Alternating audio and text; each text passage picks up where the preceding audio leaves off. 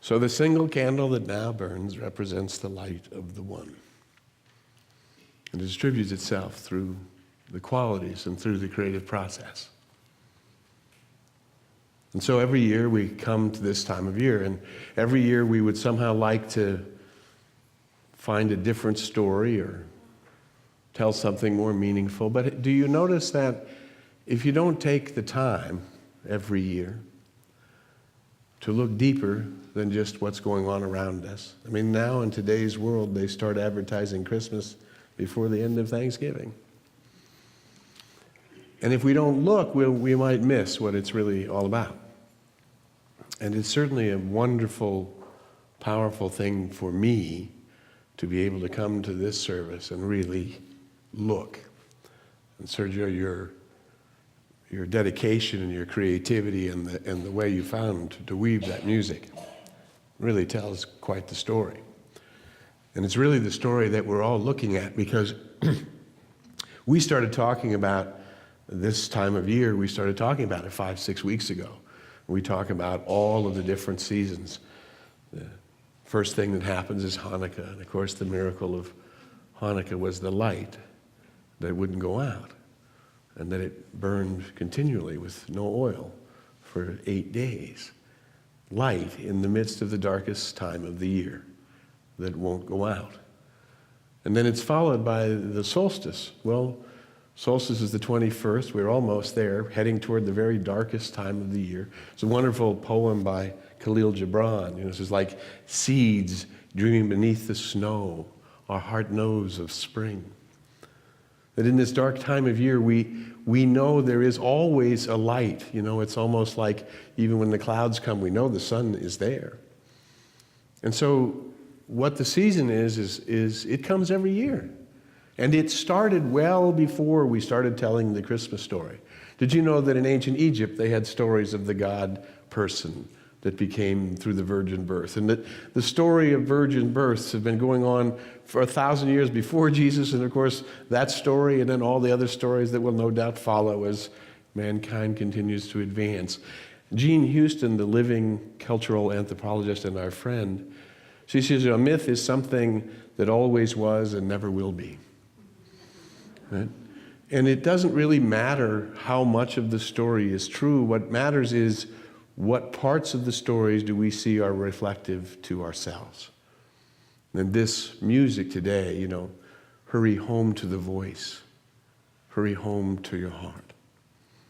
It's time to wake up. The world is changing.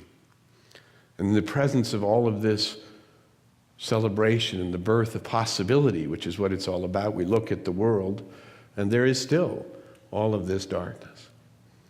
And even the song lyric so beautifully says, and the children will show us the way, and yet in our world we allow somehow children to be hurt and attacked. There's a need for this light. There's a need for us to hurry home. There's a need for us to remember the qualities of harmony and beauty and love and intelligence. And there's a need for us to bring them forward.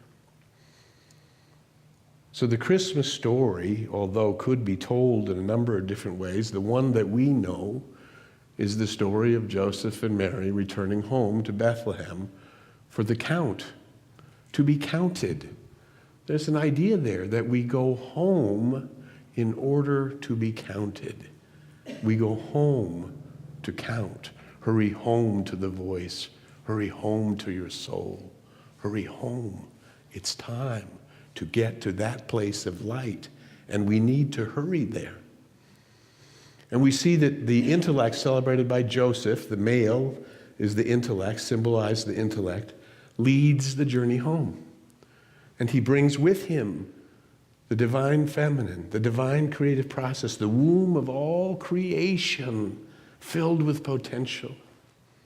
And there's a star, a light, guiding the birth of this potential, guiding this process.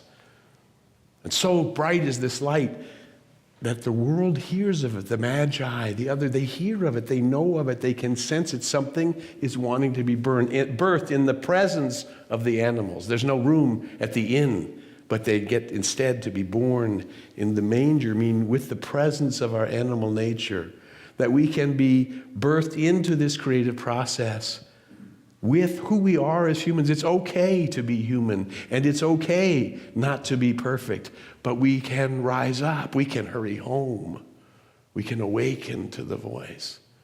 And the more we listen to that voice, the more we birth that possibility, the more abundance. Because when that birth happened, when the possibility came through, the riches came through, the gifts came through, everything came through, saying, here is the infinite possibility of yourself, and everything comes with it if you will hurry home to your soul.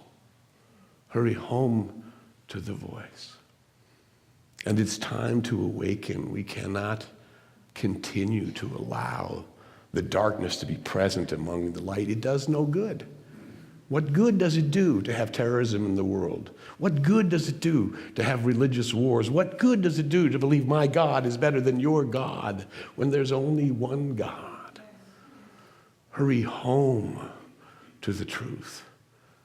Awaken to the songs. And so the songs have been about the light. The night is about the light. And the season is about the light. And it's the light of the one. And it's the light of love. And once you birth that light, it's not a question of birthing it and walking away from it. It's a question of birthing it and walking with it.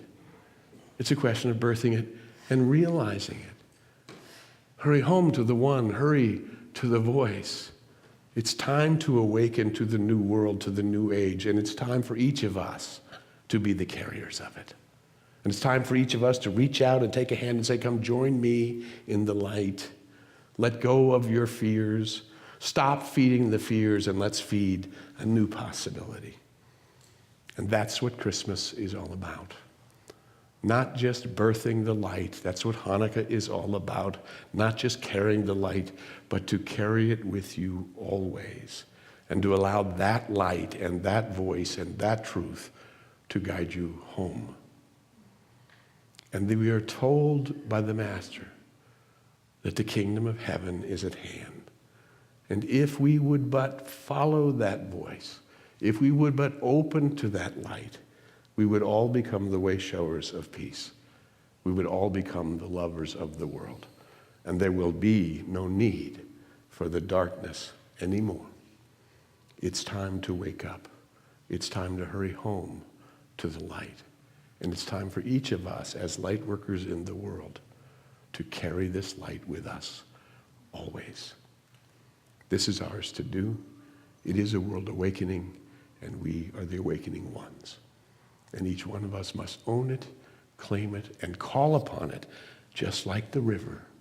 And the river will guide us, and the river will show us the way. And the river is the only one that knows the way. So let us rely on the river. Let us call on the one. Let's hurry home to the voice. Let us awaken to the truth. And above all, let us walk in this holiday season with a gladful heart, an open heart, a joyful heart, and a heart filled with love.